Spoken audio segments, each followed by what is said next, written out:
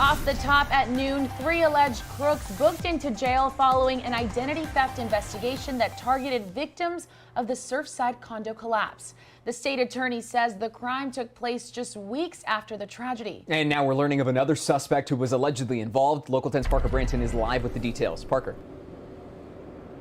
4 people in all now arrested in connection to this case where Surfside condo collapse victims were targeted.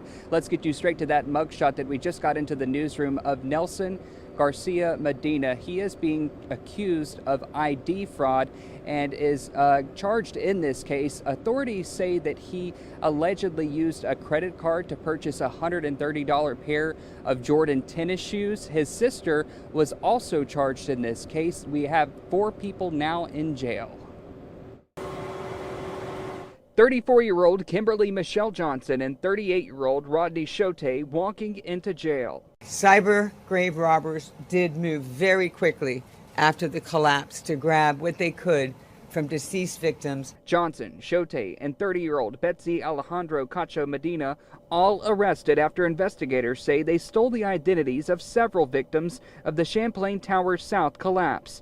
The group allegedly taking out credit and debit cards in the names of at least 7 Surfside victims, spending thousands of dollars of their money. Yes, because I was a victim of the towers that just collapsed, the Surfside. Detectives say that's the voice of Medina on the phone with a credit card company posing as a victim.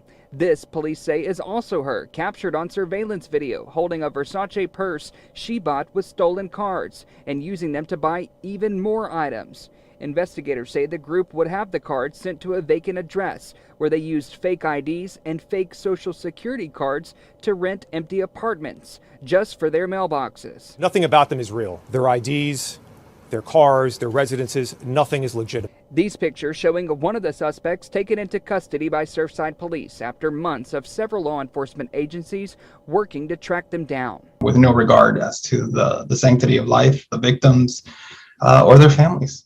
While Pablo Rodriguez does not believe his mother and grandmother, who both died in the collapse, are victims of the identity theft scheme, he said the case now opens a fresh wound for many still in mourning. It's still devastating. It brings back all of the feelings that you had that day. It tarnishes their memories.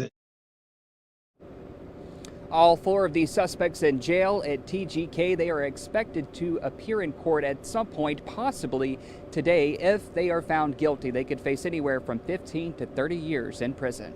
We're live in West Miami-Dade. I'm Parker Branton, Local 10 News.